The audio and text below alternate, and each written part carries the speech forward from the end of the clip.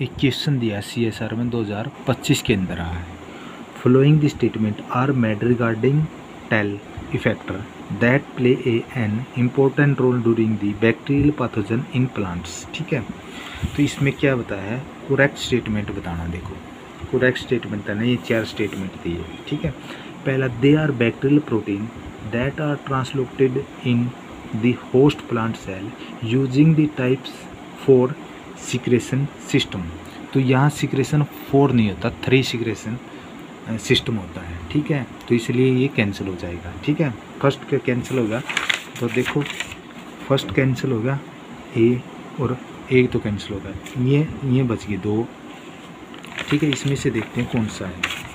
ठीक है, अब देखो दूसरा they are harbour a central DNA binding region comprising a tandem ray of nearly identical repeats.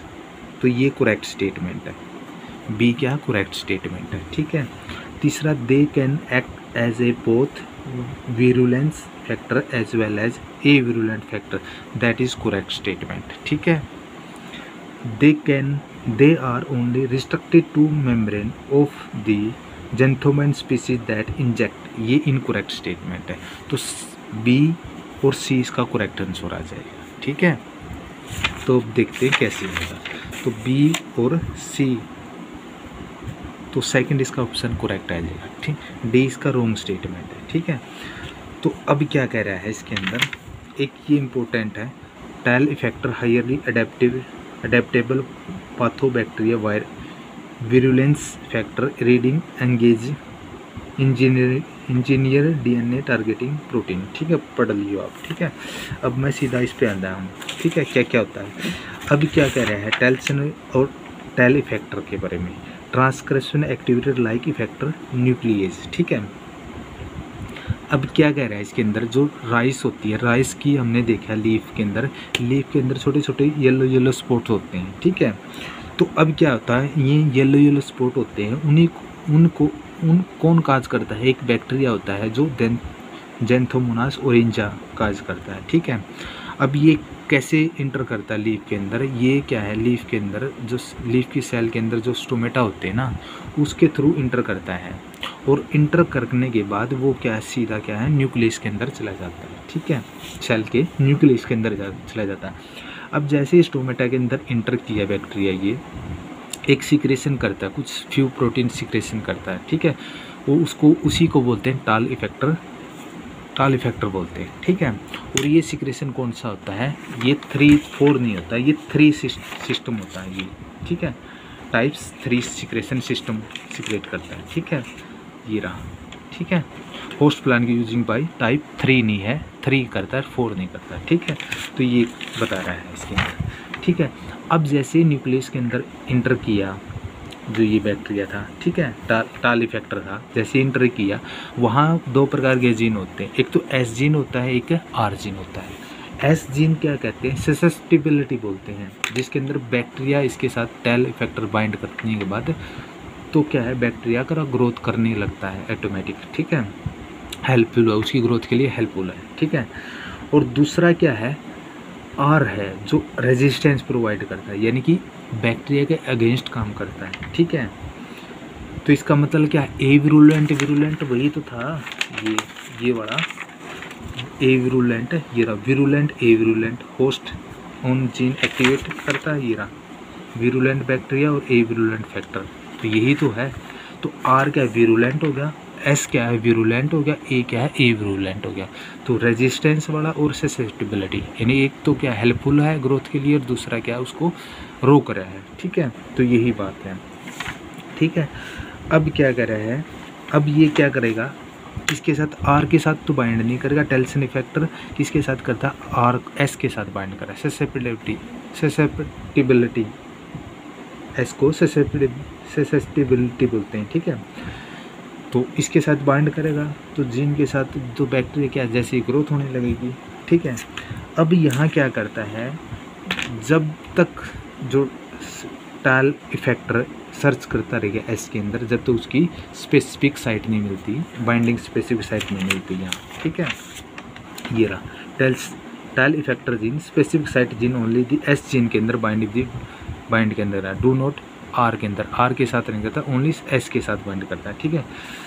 अब जैसे ही बाइंड किया उसने, ठीक है, टाल्सन और एस जीन के साथ, अब क्या कह रहा है यहाँ, क्या प्रोटीन सिंथेसाइज बना, प्रोटीन किसके द्वारा बना, ट्रांसक्रिप्शन के द्वारा। ट्रांसक्रिप्शन क्या करता है, इसकी एक्टिविटी को इंक्रीज कर देता है, ये क्या है, इसकी एक्टिविटी को इंक्रीज करता है, इसलिए तो इन्हें टाल्सन बोलते हैं, TALE, transcription activity like effector, ठीक है।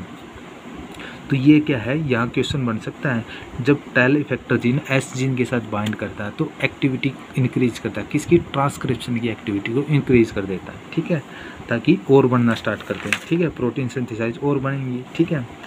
तो ये कर दिया इसने।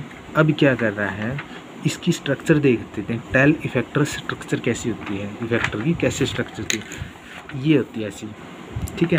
अब इसके अंदर दो प्रकार के होते हैं, एक तो एन टर्मिनल होते हैं, एक सी टर्मिनल होते हैं, सी ये होगी, एन टर्मिनल ये होगी, ठीक है। एक बीच के अंदर एक पोर्शन होता है जिसके अंदर सेंट्रल रिपीटेशन डोमेन बोलते हैं, या आर सेंट्रल वेरिएशन डोमेन भी बोलते हैं, RVD भी बोलते हैं,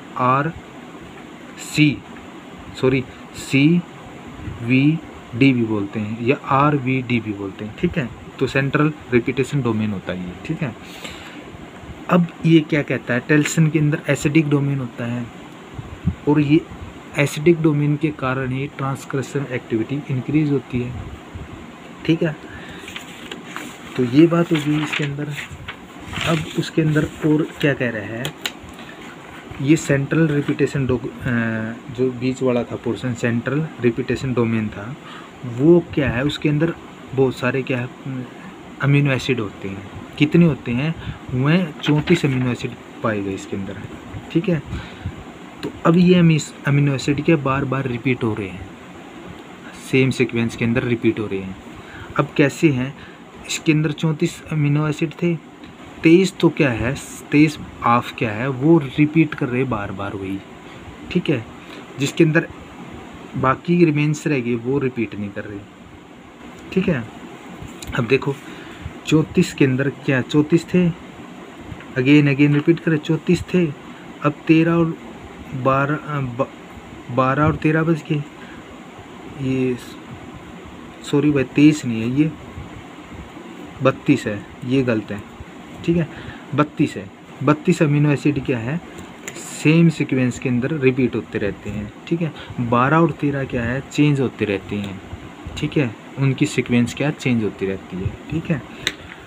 अब ये जो 12 और 13 ये ही डिसाइड करते हैं कि DNA के अंदर किस साइट पे बाइंड करेंगी, ठीक है, उसकी सीक्वेंस को के अंदर किस साइट पे बाइंड करने।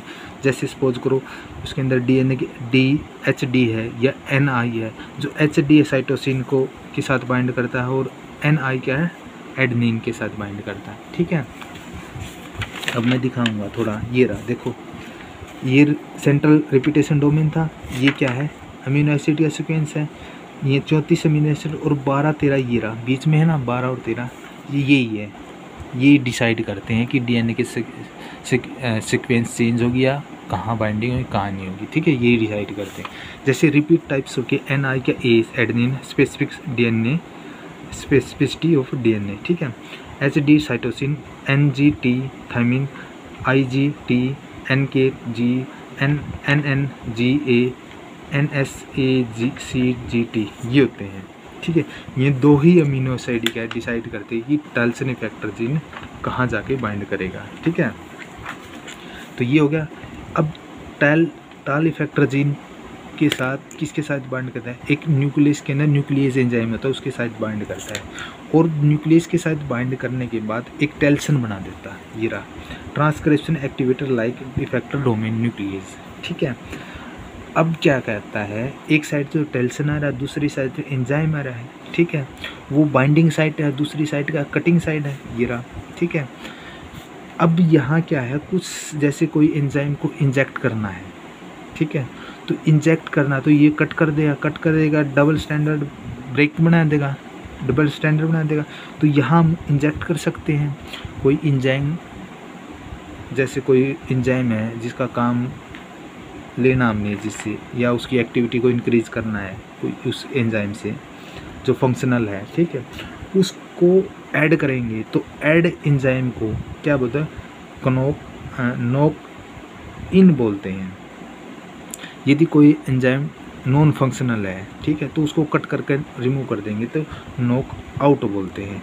जो फंक्शनल है, हमने फंक्शनल काम करना है तो इसमें इंजेक्ट करेंगे तो नॉक इन बोलते हैं, और जो नॉन फंक्शनल उसको रिमूव करना है तो क्या इन जीन को उसको कहते हैं नॉक आउट बोलते हैं, ठीक है। ये बात कह रखी है इसके अंदर, ठीक है। अब मैं थोड़ा और इसके बारे में बता देता हूँ क्या कुछ है इसके अंदर, ठीक है। जैसे ये रहा टेल क्या है, ट्रांसक्रिप्शन,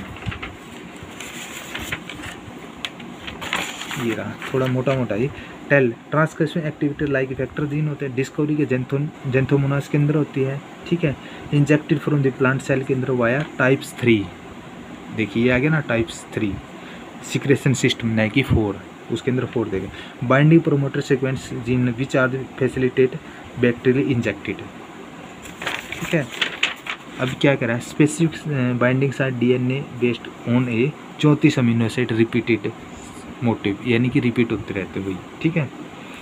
अब क्या कह रहा है इसके अंदर, स्ट्रक्चर के अंदर सेंट्रल रिपीटेशन डोमेन होता है।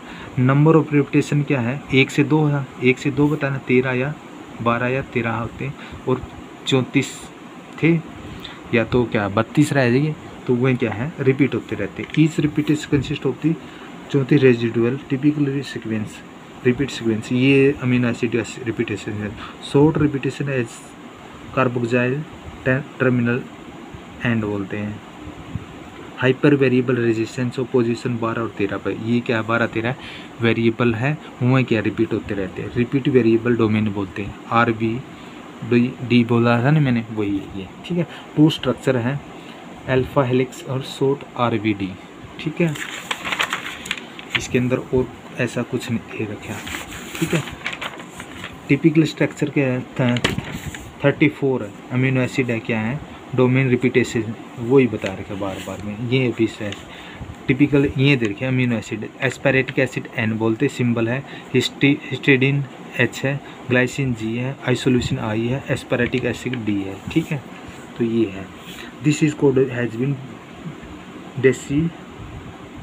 डेसिफेर्ड है, छोड़ो इसको, ठीक है। तो क्वेश्चन नहीं खास नहीं दे रखा इसके अंदर, ये है जैसे ये 5 से 3 है, TNG होगा, GNN होगा, CHD होगा, A क्या है NT3 होगा, तो ये होता है टेल्सन, बस यही ठीक है, ठीक है।